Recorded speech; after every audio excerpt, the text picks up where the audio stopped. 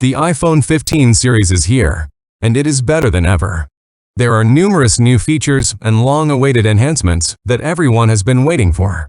For your information, the iPhone 14 Pro Max is still one of the best flagships in 2023, with a 48-megapixel camera, a 2000 nits dazzling screen, an industry-leading A16 Bionic processor, and one of the best battery life available.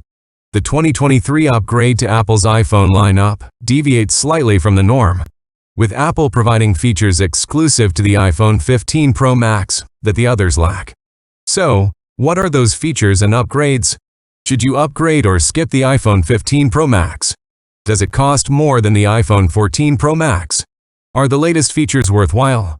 Here are answers to these questions and some of the most recent and innovative features that the iPhone 15 Pro Max has that the 14 Pro Max does not, making the 15 Pro Max superior to its predecessor and the rest of the competition.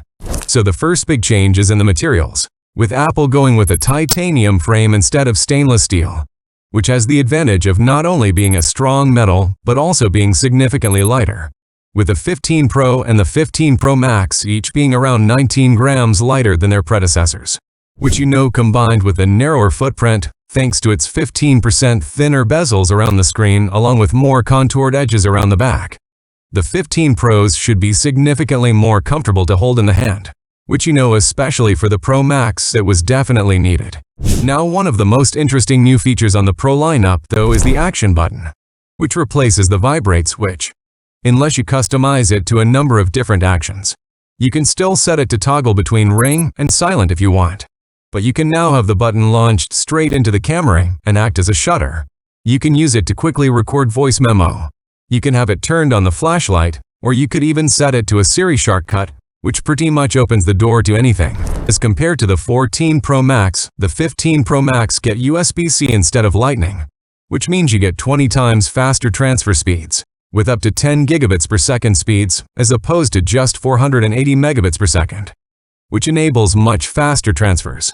Although it doesn't support faster charging, in fact none of the new iPhones do, but them all still being capped at 20 watts. Under the hood, the 15 Pro and the Pro Max are powered by the new A17 Pro chip.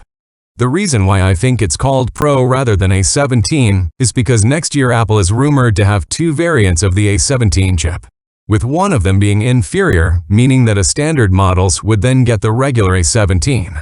The A17 Pro is also the world's first chip to be based on a smaller 3-nanometer manufacturing process, with Apple focusing on both efficiency and performance, with 20% faster GPU performance thanks to the extra GPU core and 10% faster CPU performance.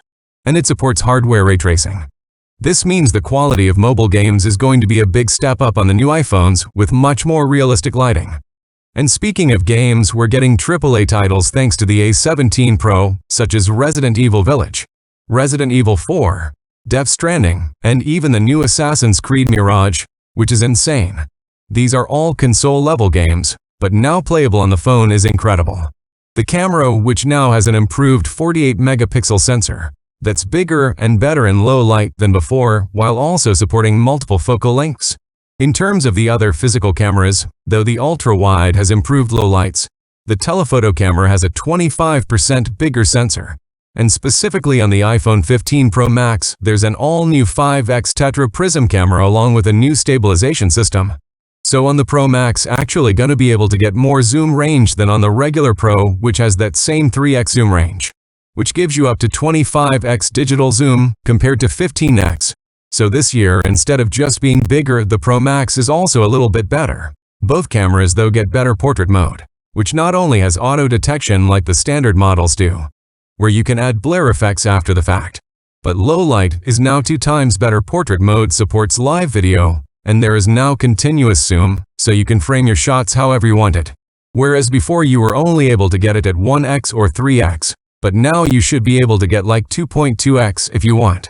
And coming later this year, you'll be able to record 3D videos with the Pro models, with Apple combining the main and the ultra-wide cameras, allowing you to relive those moments in higher fidelity than ever on the Apple Vision Pro, which even if you don't end up getting the Vision Pro, which is $3,500, and a lot of people are. It is nice to know that you'll be able to capture these high-fidelity moments and then relive them later once that tech gets cheaper. And speaking of recording, we can now shoot in 4K 60 ProRes as opposed to 4K 30. And thanks to USB Type-C, we can now connect an external drive and record ProRes directly to it, which is awesome.